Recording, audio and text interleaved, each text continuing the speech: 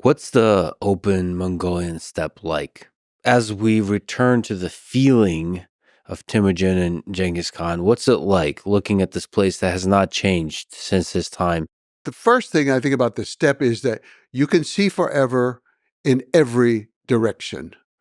There's no building, nothing to stop your line of view.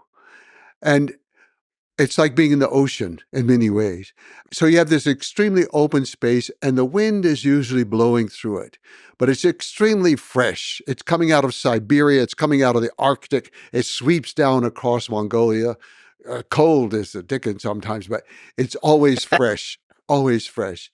So you have the wind coming in, you have the smell of the wind, but also then there's grass.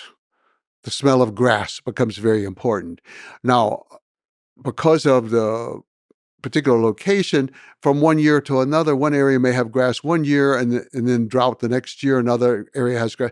So you don't always know. If it's not grass, it's dust. You have dust going in, the dust doesn't smell so good, it doesn't feel so good. But that's just one more part of the country. The waters are mostly pure. Now, unfortunately, there has been pollution in this century from mining in several areas. But even when I was there, even today, when we go to some place like the Sailing River, where we talk about the Market Lift, so it's a place of pure waters, and that's how Mongolians define their world, is by the water. They don't, Genghis Khan does not give lands to his sons to rule. He gives waters and people to rule. They do not refer to the earth as land. They refer to the earth as dale, ocean, the sea. And so water is very important. And to learn the rules about water, you don't camp by water. If you camp by water, your animals and you are going to be polluting it, messing it up. So they're back, maybe in our modern terms, about a kilometer back.